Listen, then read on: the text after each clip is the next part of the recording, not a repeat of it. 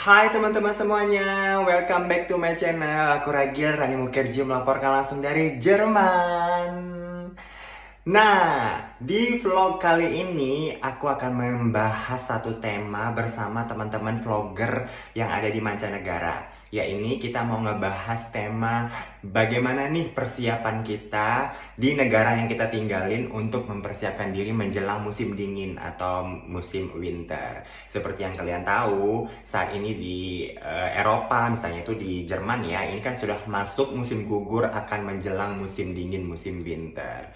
Nah, bagaimana ini persiapan aku dan juga persiapan teman-teman vlogger mancanegara yang ada di beberapa negara, bagaimana sih persiapan mereka? Kalian bisa tonton vlog ini sampai habis, lalu bisa tonton vlog mereka juga. Link mereka ada di deskripsi box ya. Aku juga penasaran nih bagaimana persiapan setiap warga asal Indonesia yang tinggal di luar negeri ya. Aku sendiri tuh pribadi sebenarnya nggak terlalu banyak persiapan yang ini ono kucrut ya. Yang pasti persiapan aku itu adalah persiapan mental juga. Kenapa? Karena kalau musim dingin itu berarti gelapnya lebih cepat ya. Jadi jam 5 atau jam 4 setengah 5 itu udah mulai gelap. Lalu terangnya juga agak lama, udah gitu mendung-mendung, udah gitu hujan-hujan biasanya, plus nanti sampai akhirnya ada hujan es dulu, baru hujan salju, baru turun deh itu salju di mana-mana. Tapi memang musim di Jerman itu udah kayak musim di Indonesia. Jadi kalau dibilang musim panas pun nggak terlalu panas, dibilang musim dingin pun nggak terlalu dingin gitu. Jadi emang nggak menentu lagi gitu. Bahkan beberapa kali musim winter itu nggak ada turun salju sama sekali, ataupun cuma turun salju di beberapa daerah atau di gunung-gunung aja.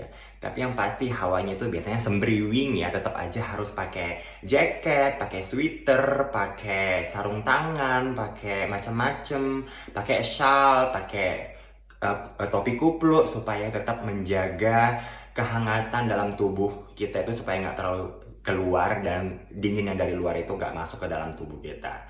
Nah, jadi persiapan awal aku tentunya adalah bukan membersihkan sih, tapi istilahnya merapikan barang-barang musim panas yang dimasukkan ke dalam lemari atas lah istilahnya seperti itu ya. Jadi barang-barang musim dingin itu dikeluarkan. Seperti yang aku bilang tadi, berarti sweater-sweater dikeluarin, terus sepatu boot dikeluarin, kaos kaki yang tebal dikeluarin, dan juga shawl, terus topi, terus sarung tangan, jaket-jaket gitu. Jadi aku ada beberapa step jaket, namanya dalam bahasa Jerman disebut ada Übergangsjacke. Jadi Übergangsjacke itu jaket yang udah mulai panas tapi nggak terlalu panas banget, sampai akhirnya aku punya jaket winter yang tebal yang bikin hangat gitu. Jadi step by step. Terus begitu juga dengan sepatu summer itu dimasukin dalam kotak, terus disimpan, dikeluarin lah sepatu-sepatu boot, sepatu-sepatu musim dingin. Nah, terus persiapan yang berikutnya aku sama Tuta itu biasanya beli minyak. Bukan minyak lampu, tapi adalah minyak untuk mesin pemanas ruangan. Jadi kita itu di bawah, ntar aku tunjukin ada mesin pemanas ruangan, di mana mesin pemanas ruangan itu digunakan pakai minyak. Dalam bahasa Jerman disebutnya Heizungsöl. Jadi Heizungsöl itu biasanya kita beli sama tetangga-tetangga supaya lebih murah. Jadi kita biasanya kalau udah musim panas tuh suka ngomong sama tetangga siapa yang butuh minyak nih untuk pemanas ruangannya. Jadi biasanya kita tuh belinya tuh rame-rame gitu. Jadi ada 6-7 rumah terus sekalian datang.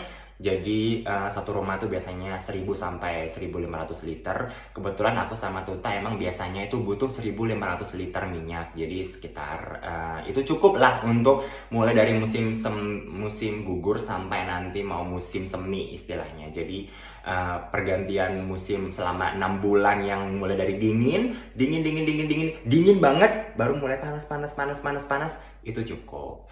Jadi kita tuh biasanya kalau kita beli itu kita suka menuhin gitu, kayak kita tahun ini nggak beli karena tahun lalu itu kita penuhin 3000 liter. Jadi 3000 liter itu cukup untuk tahun lalu dan tahun ini. Nanti kita tahun depan akan beli lagi.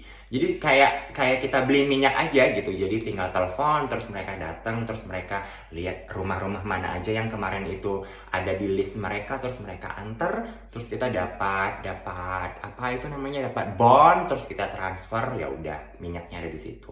Nah, terus setelah itu biasanya ada orang datang dari pemerintahan. Jadi ada orang yang datang dari pemerintahan untuk ngecek bagaimana pemanas ruangannya dan menghidupkan pemanas ruangannya itu. Itu biasanya kalau di kota-kota aku nggak tahu ya, tapi kalau di desa kemarin itu 3 hari yang lalu ada yang datang dari kantor pemerintahan untuk ngecek dan mereka bilang, ini pemanas ruangannya masih oke, ini masih oke, ini nggak apa-apa, ini nggak apa-apa.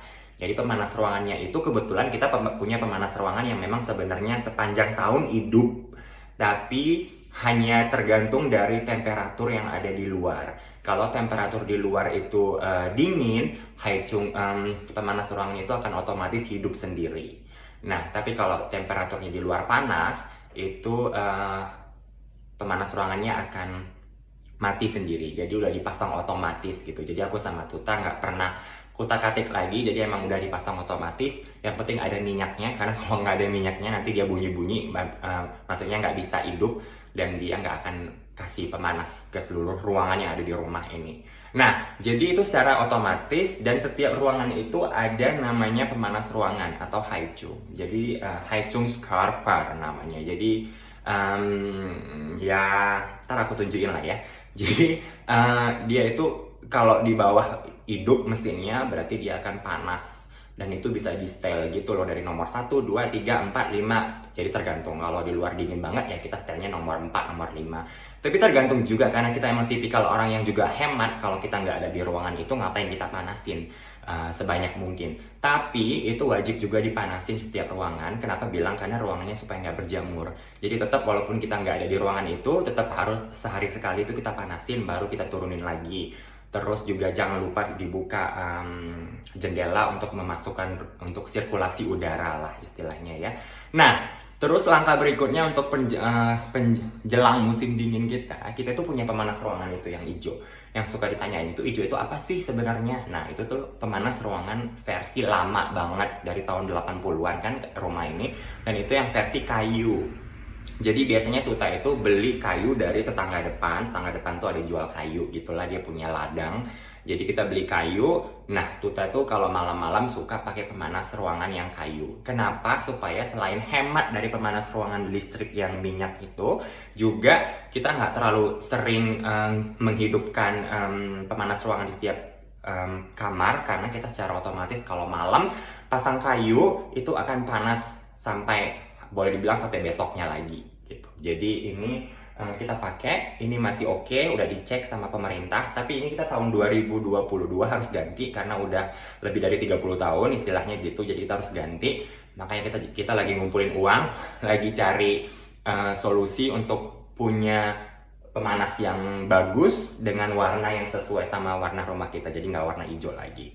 Nah, aku pribadi emang suka karena kalau aku duduk sambil ngerjain tugas kampus, aku lebih suka suruh Tuta ngidupin kayu gitu. Jadi ada hawa-hawa kayunya, dan kebetulan kita punya yang tertutup. Jadi kalau ada orang yang terbuka, jadi kayunya itu kemana-mana gitu, bara-baranya ya. Kalau kita kan tertutup, jadi cuma hawanya doang plus sama bau kayunya doang, tapi nggak ada sampah-sampah abunya.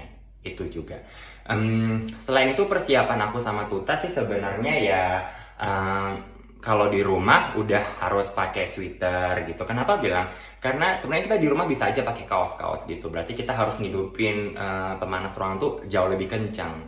Nah, aku sama Tuta itu pribadi emang yang bilang ngapain sih kita buang-buang terlalu banyak pemanas ruangan kalau kita juga bisa memanaskan diri dengan apa yang kita pakai. Jadi aku tuh punya sweater di rumah, punya jaket di rumah. Kalian tahu banget kalau aku nge-vlog pasti suka pakai jaket. Terus aku juga selebihnya kita juga ya minum teh gitu-gitu lah ya, untuk menghangatkan dari dalam. Bukannya pelit sama rumah sendiri, tapi memang seperti itu di Jerman. Jadi ada pemanas ruangan, ada pemanas kayu, ada pakai sweater, terus ya minum teh gitu sih sebenarnya ya.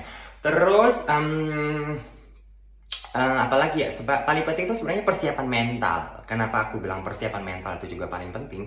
Karena di musim-musim seperti ini tuh banyak banget orang yang mulai-mulai depresi ya, mulai-mulai kesedihan membara, apalagi di masa pandemi ini nggak, kita juga lagi masa lockdown lagi sebulan dan itu nggak terlalu bisa banyak keluar beraktivitas, belum lagi dingin nantinya, terus juga keluarga nggak terlalu banyak atau keluarganya jauh, jadi orang kayak aduh sedih gitu ya. Aku juga membenarkan hal itu gitu. Kalau musim semi, musim panas tuh kayaknya bawahnya happy karena kalau keluar rumah tuh panas, ada matahari terang. Tapi kalau udah mulai musim-musim seperti ini itu kan musim-musim gelap ya. Bentar lagi juga bulan November, Desember itu memang musim-musim yang paling aduh hujan, mendung gitu ya. Lalu bulan 1, bulan 2 itu biasanya ada turun salju. Jadi emang benar-benar bikin kita mewek-mewek nggak menentu. Jadi lebih ke persiapan diri dengan cara ya, kalau aku pribadi aku lebih sering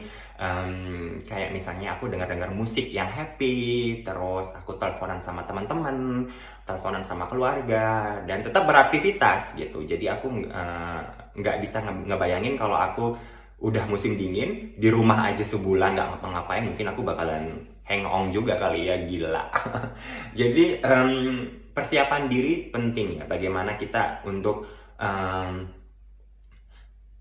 istilahnya walaupun gelap tapi kita harus terang dari dalam. Makanya aku paling suka pakai baju yang warnanya ngejreng-ngejreng. Jadi aku kalau winter itu suka pakai baju atau pakai jaket tuh warnanya yang memang benar-benar ngejreng ya. Kalau kalian tahu, aku punya jaket winter warna merah, aku punya jaket winter warna hijau, aku juga tetap punya warna hitam. Kenapa aku pikir seperti itu? Karena udah suasananya gelap, itu istilahnya grau-grau, mendung-mendung, hujan-hujan becek gitu, terus kalau pakai baju yang aduh gelap gitu kayaknya makin sedih ya. Tapi kalau kita pakai baju yang happy, yang berwarna, itu kayak ada something di dalam hati yang bilang oke, walaupun ini musim dingin tapi tetap aku ceria.